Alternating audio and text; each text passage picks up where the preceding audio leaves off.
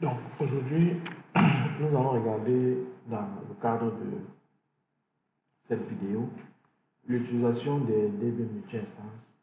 Le principe, bien que présenté dans la vidéo d'aujourd'hui sur un automate S7 300, il va être le même sur un S7 400, 1200 et 1500. Donc voilà ce qui peut être.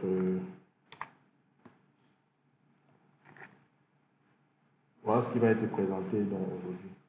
Certains d'entre vous ne savent peut-être pas ce que signifie un DB multi-instance. Donc, on va justement utiliser cette opportunité pour pouvoir clarifier tout ce qui est à clarifier.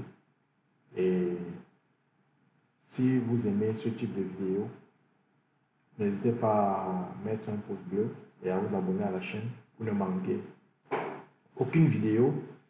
Et ça permet aussi de faire la promotion de la chaîne, donc de contribuer d'une certaine manière au travail qui est fait et offert gratuitement. Donc, je précise que c'est le programme Parlons Tech qui a été lancé par la CSC Academy et même sur l'initiative de la société CSC Automation. Alors, on va donc regarder rapidement des rappels sur les data blocks, les function blocks, et puis on va regarder concrètement les DB multi-instances avec un cas pratique. Donc, au niveau des rappels des data blocks et FB, un data block est un objet dans la mémoire d'un automate Siemens dont le but est de sauvegarder les données de plusieurs types. Ça veut dire que c'est vous qui définissez le contenu du data block. Donc, il peut être créé soit par l'utilisateur, soit automatiquement par le système lors de l'appel d'un FB. Donc, si j'ouvre TA Portail, supposons que là, je supprime cette instance qui avait été appelée dans le cadre de la vidéo sur la différence entre FB et DB. Lorsque j'appelle le bloc fonction FB1, le système me demande de définir, de donner un nom pour le DB d'instance. Parce qu'il va créer un DB d'instance. Donc là, je donne le nom et automatiquement, il m'a créé ce DB3. Et si j'ouvre ce DB3, ce DB3 comprend toutes les données qui sont nécessaires à l'exécution du bloc.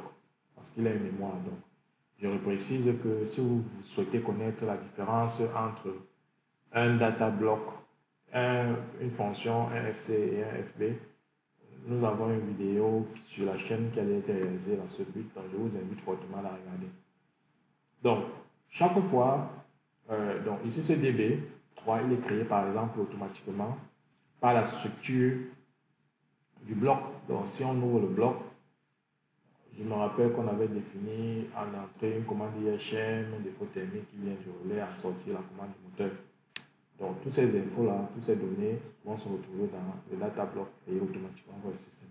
Maintenant, vous-même, vous pouvez créer un bloc, un data block. Donc, si je viens choisir data block, bloc de données 1, on me demande est-ce que je veux créer un DB global, je mets oui.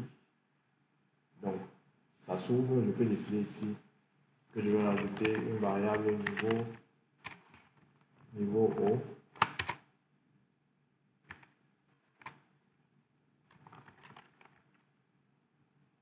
Je vais rajouter par exemple une autre variable de conseil niveau bas. Je vais rajouter une alarme O, alarme bas, consigne, état, one. C'est vous qui définissez tout ce que vous voulez. Donc, la structure n'est pas fixe. Ici, niveau, on peut dire qu'on va prendre une variable de type réel. Pareil pour le niveau, les alarmes, on va garder les booléens, la consigne, on va prendre une variable de type réel.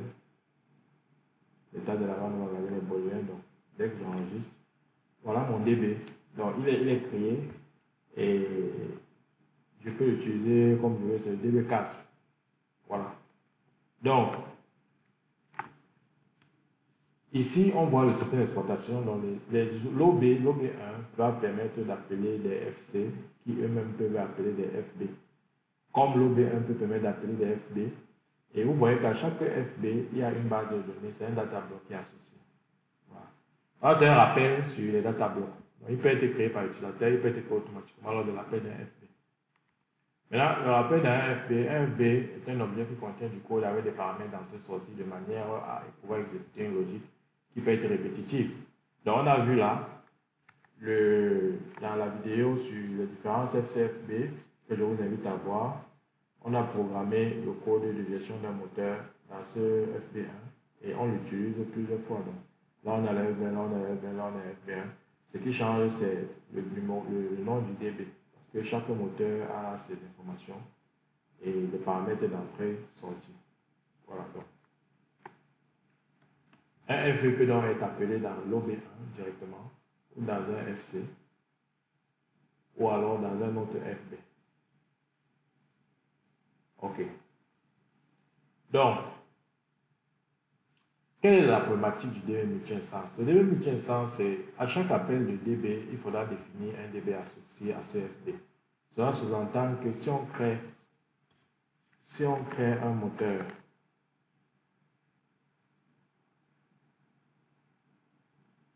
donc, cela sous-entend que si on crée un moteur et qu'on dispose de 400 moteurs, donc on crée un FB qui peut gérer un moteur et qu'on dispose de 400 moteurs dans un projet, on va consommer théoriquement 400 dB d'instance. Parce qu'à chaque fois que vous allez appeler le FB d'instance, vous allez consommer un dB. Bon, maintenant, il y a une limitation des CPU que vous devez comprendre. Parce que quand on programme, on n'a pas une mémoire infinie. Les CPU, vous-même, vous voyez la taille, ça n'atteint même pas, c'est-à-dire que la mémoire à l'intérieur, si vous regardez un disque dur de nos jours, c'est pratiquement un disque dur en surface, en volume, en poids et tout, par rapport à la mémoire du CPU. On se compte mémoire de travail 384 kg. Donc, vous avez des téléphones aujourd'hui qui ont des mémoires en gigas, etc. Donc, on est limité quand même.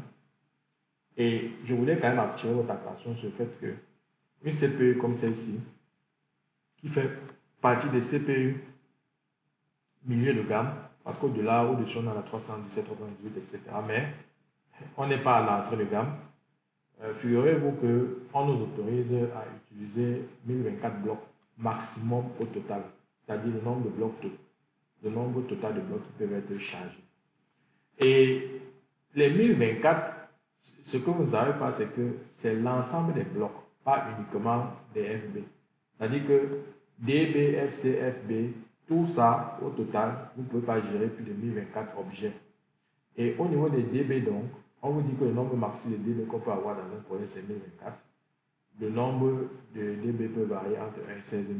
C'est-à-dire le numéro, ce n'est pas le nombre, c'est le numéro. Donc, on peut faire DB 1500, DB 15 000, c'est autorisé. Voilà, mais DB 17 000 n'est pas autorisé, par exemple. Mais le nombre total de DB qui est autorisé, c'est 1024. Et si vous avez un projet sur lequel vous avez déjà 1024 DB, ça veut dire que vous n'avez plus de place ni pour les FC, ni pour les FB. Donc, globalement, vous savez, si je reviens sur mon exemple, les 400 moteurs, si après j'ai des vannes, j'ai peut-être 200 vannes, vous convenez avec moi que d'entrée de jeu, on n'a pas besoin d'avoir un doctorat en mathématiques pour comprendre que la CPU, on va vite se retrouver limité. Alors, la problématique donc du DB multi-instance permet donc de gérer cela. Comment ça se passe? Donc, suivez très attentivement ce qui va se passer. Ici, dans l'exemple de la différence FBFC, on avait appelé directement dans l'OB1, on avait appelé les trois blocs FB, FB, FB. Donc là, je vais les supprimer. Je vais vous montrer comment on peut résoudre le même problème en utilisant les DB d'instance pour faire face aux limitations de mémoire que nous imposent donc les CPU. Donc, la première chose, c'est qu'il faut appeler tous ces blocs-là dans un FB. Donc, je vais créer un FB qui va s'appeler FB moteur au pluriel. C'est dans ce bloc en réalité qu'on va gérer tous les moteurs.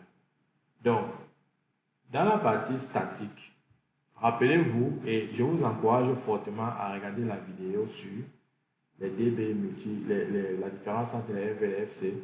La partie statique dans un DB, c'est la zone de mémoire qui permet de réserver directement la mémoire de l'automate. Une mémoire qui va permettre de conserver les résultats des calculs intermédiaires lors de l'exécution de la logique. Donc, ici, on va se dire qu'on va gérer, par exemple, 3 moteurs dans ce FB. C'est juste pour exemple. Après, si vous avez 15 moteurs, vous pouvez mettre 15 moteurs. Je vais mettre le moteur 1, moteur 2, moteur 3. Et ici, je vais donc dire que le type de données, c'est le FB moteur, FB moteur, FB moteur. Donc, et si on déroule, vous voyez bien qu'il a tous ces entrées, sorties, etc. Donc, j'ai la bonne structure. Alors, donc là, je fais mon glisser déposé. Il me demande est-ce que je suis en instance unique ou en multi-instance. Je suis en multi-instance, je choisis donc multi-instance, je prends le moteur 1. Je vais faire la même chose.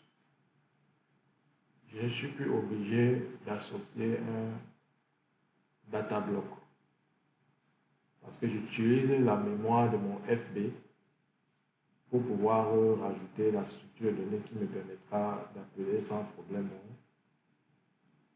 bloc fonctionnel. Donc ici, j'ai la commande IHM1, ici j'ai la commande IHM2, et ici j'ai la commande IHM3, j'ai le défaut moteur 1, défaut moteur 2, non, j'ai fait une erreur, donc défaut moteur 1 c'est là, défaut moteur 2 c'est là, et défaut moteur 3 c'est là. Et là donc, j'ai le moteur 1.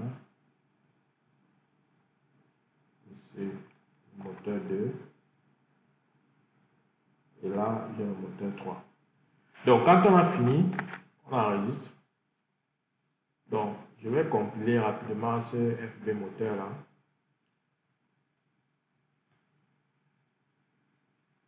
Il est compilé avec succès, donc je n'ai pas d'erreur. Et tout ce que je fais, c'est que dans mon OB1, au lieu de faire des appels individuels de FB, comme ils sont déjà appelés dans mon FB moteur, j'appelle juste mon FB moteur et je vais créer juste un seul DB qui va me permettre de gérer l'ensemble de mes moteurs qui sont déclarés dans le FB moteur. Donc dans le FB moteur, j'ai tous mes FB qui sont instanciés. Donc là, j'enregistre. On va faire une simulation rapide. Compiler le logiciel compilation complète, pas d'erreur. Démarrer la simulation.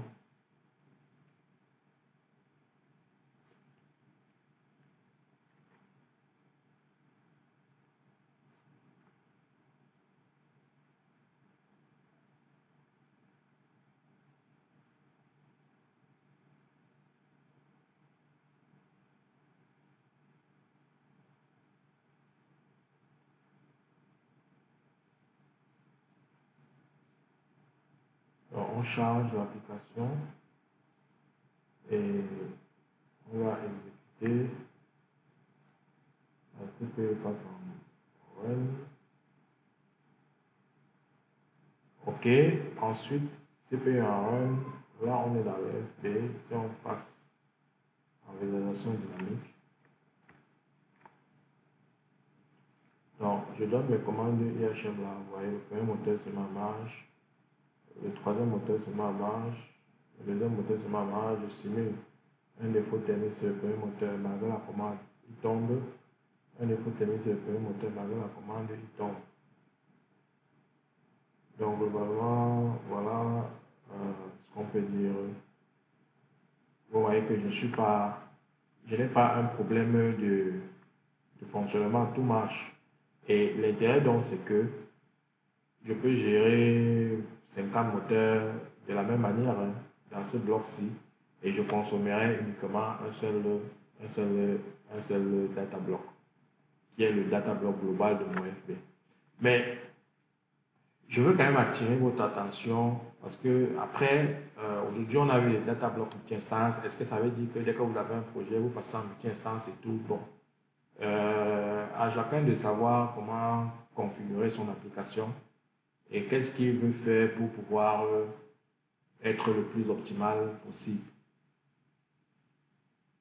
Au niveau des modifications en ligne, supposez que vous soyez dans une usine qui évolue beaucoup. On rajoute les process au moins 2 fois dans l'année, etc. Et qu'on n'a pas, on ne souhaiterait pas avoir beaucoup d'arrêts lorsqu'on fait les modifications. Vous convenez avec moi que à chaque fois que vous allez rajouter un bloc ici, par exemple, si j'ouvre le bloc de data block de mon FB moteur là, vous voyez que toutes les données de mon moteur se trouvent là.